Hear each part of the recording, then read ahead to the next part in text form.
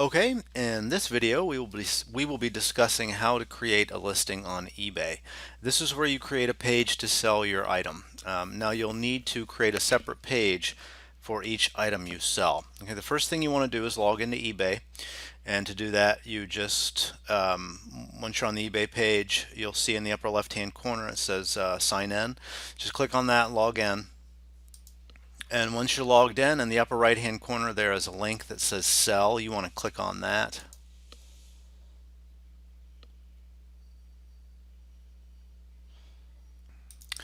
Okay, now if you haven't sold anything before, what you're going to see here is you'll have to set up your seller's account. What you'll need to do is enter some additional information. It'll ask you for your country, your street address, and your mobile phone number. Go ahead and enter that information, and then you want to click list your item. And after you do that, you'll land on this page. Now in the middle, in the box in the middle, you're going to enter in what it is you're selling. For instance, say you were selling a used PlayStation 4.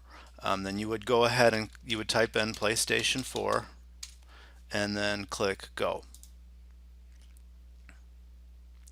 Now you can scroll through and see if any of the example listings eBay has provided are similar to the one you're selling. You can also narrow your options by using the column on the left. So you can choose hard drive capacity, the region code, the color, the type, if it's glossy, matte, or metallic, resolution, all that. Or if you see one that's similar, you can just click on. Let's just say it's the original launch edition. So you just click sell one like this. Now a box will pop up asking you to select the condition. It's pretty self-explanatory. We know we are selling a used PlayStation 4, so you'll want to click used.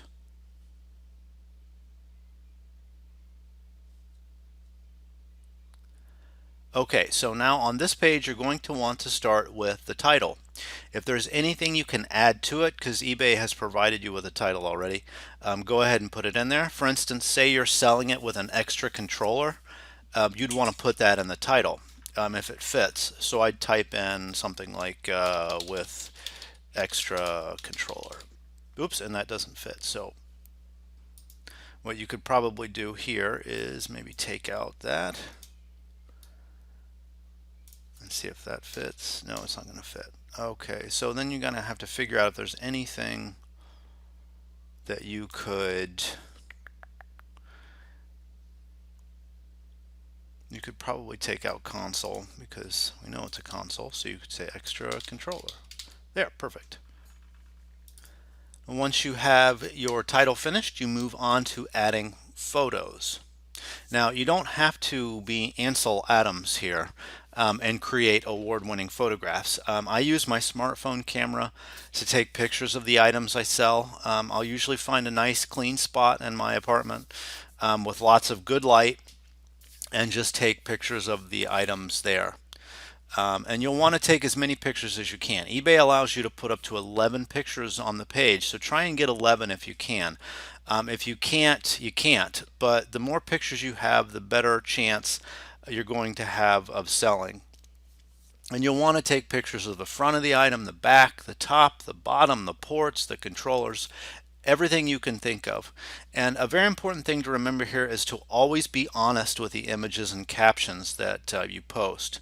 Any erroneous or exaggerated claims will affect your reputation as a seller, and that will jeopardize your selling career. Therefore, you must show any damage, scratches, dents, or imperfections on the product to establish an honest approach to people who may consider buying the item. So when you take pictures, you don't want to angle the image so you hide flaws, because once they receive it, they're going to see those flaws, and if you don't show it in the pictures, they're going to be upset and they're going to demand a refund. They're going to give you a bad review, and then it may hurt your chances of selling additional items in the future. Of course, you're going to want to have the pictures taken first before you get to this point. I usually take the pictures, then upload them to a folder on my desktop.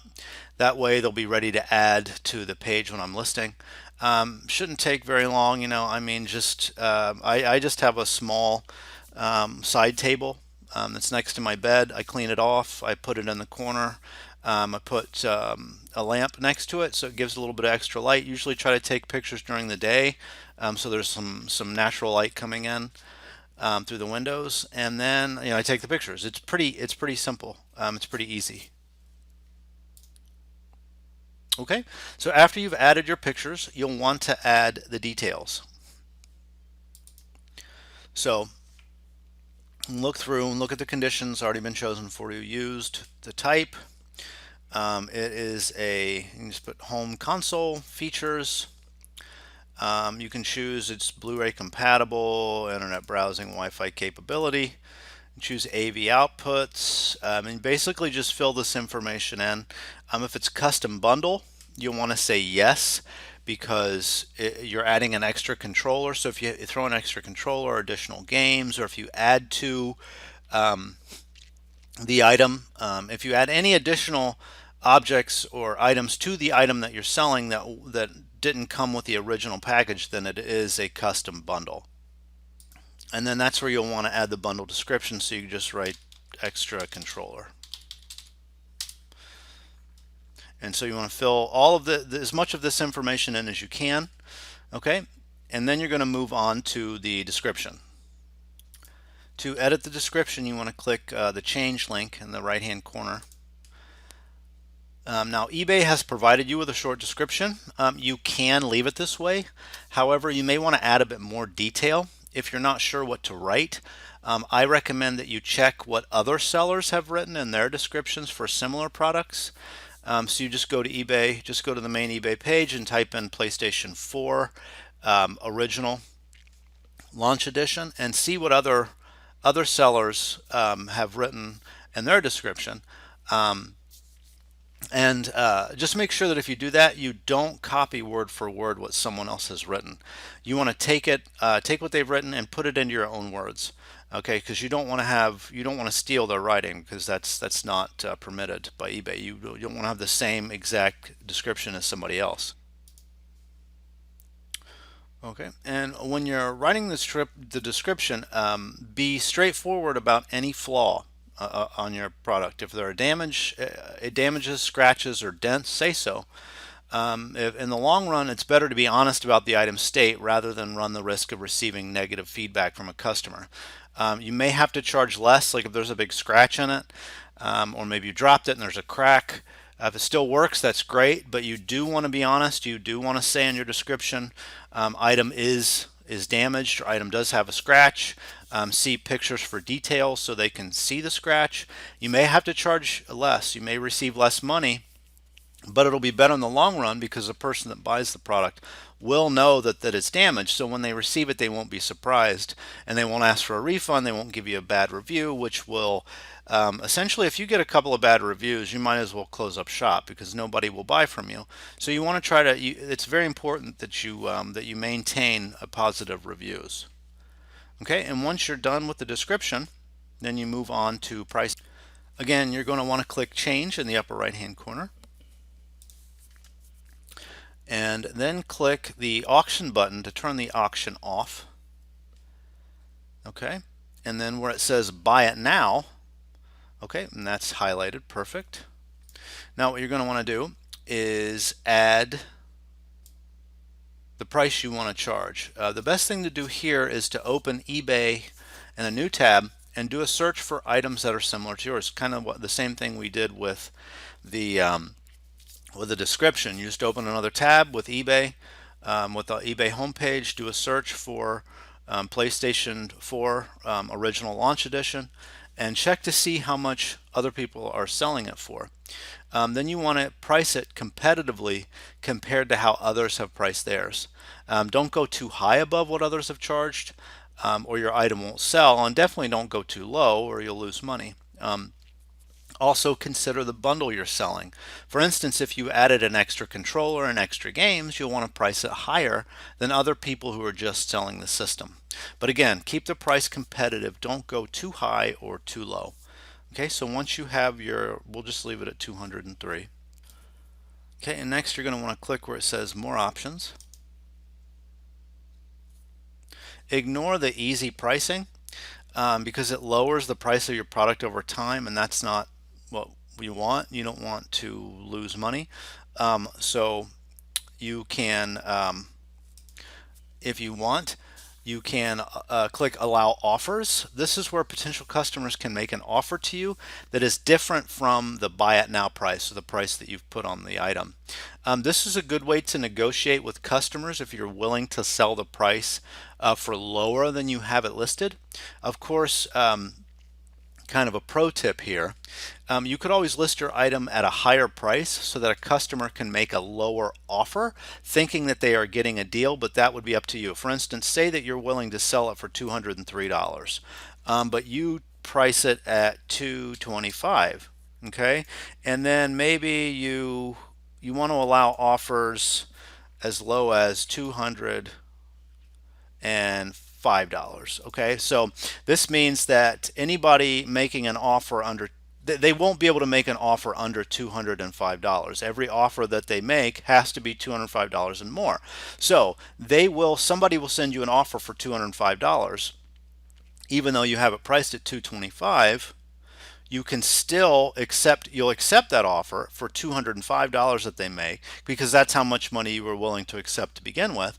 And they think that they're saving $20. It's not really unethical. It's just, it gives them a good feeling. They think they've saved some money, and you don't have to take an offer lower than what you were willing to.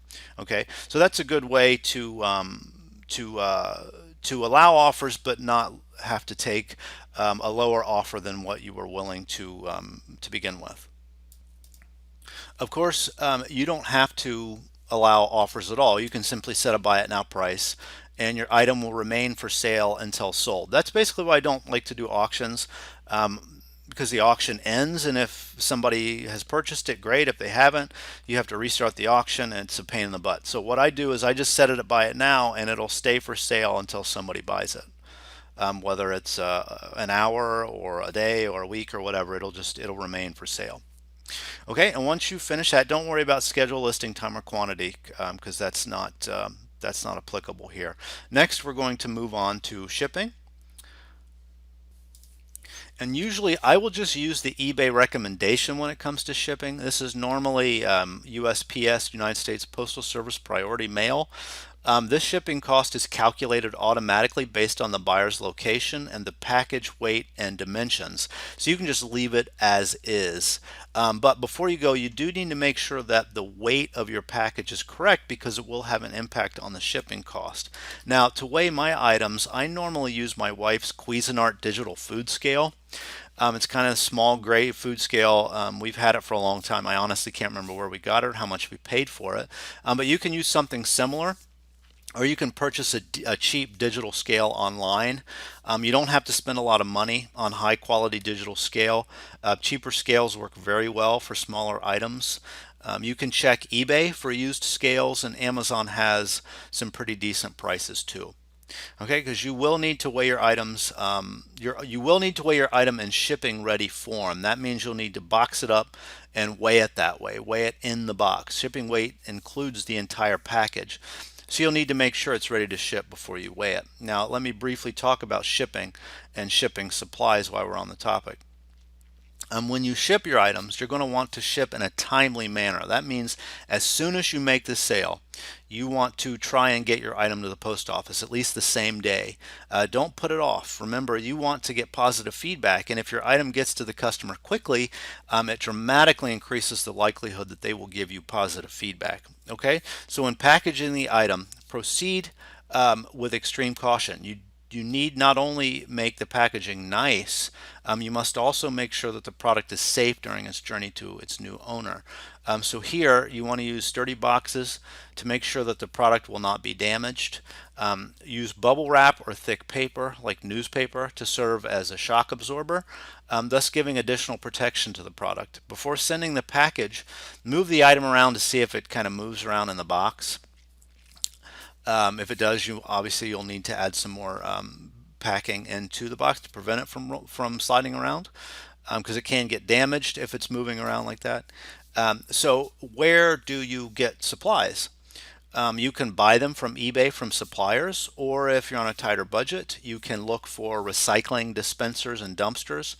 When I was first starting out, there was a recycling dumpster in my apartment complex. It was always full of boxes and shipping supplies like bubble wrap and shipping paper. You can also check behind retail stores because many of them have recycling deposits where you can find all kinds of great boxes or other supplies. Okay, now that you've got all the information added correctly on your listing here, and you have you have the shipping, you have the price, you have the description, you have the details, you have the photo, you have your title, everything is set up and ready. You want to click on preview, and this will generate a preview of what your finished page will look like. So you want to take a look, make sure everything looks good. And once you're satisfied, you just click the List It button. And that's it. Your item is now live on eBay. And once it sells, you'll get a notification that it is sold. Be sure and wait. Now, once you get the notification, that means that it's sold, but that may not mean that you've been paid yet. So be sure and wait until you have the payment before sending. You'll get a notification once you've received payment. And once you've received payment, you'll be able to print out a shipping form. eBay will send you an email with all the information in it. You can also log into your eBay account and you'll have a notification. You can click on that notification. It'll take you to the page where you can purchase the shipping form. You just you print the shipping form out, tape it, cut it out from the paper. I just usually I have just a regular HP laser printer. I just use that. And then I cut the shipping form out, I tape it to the box that you're shipping the item in, and then I drop it off at the post office, and that's it. It's pretty quick. I usually can get the shipping label on and get it to the post office, in like 20 minutes. It's pretty simple. Now, at first, this all may seem like a lot of stuff to do. Setting up taking the pictures and packaging and weighing and filling out the listing and all of that. But believe me, once you do it a couple times, it becomes ridiculously easy and fast. I mean, I can do this in my sleep. You do this 5 or 6 times a day, and you can start. Once you get going, it's really, really easy. Just make sure to take your time and do it right. Don't rush, and keep in mind that you want to treat the customer with all due respect so you can get that good feedback, because that is very important. The more good feedback you have, the better you'll be able to sell your things. Okay? Well, that's it for this video. I'll see you in the next. Bye-bye.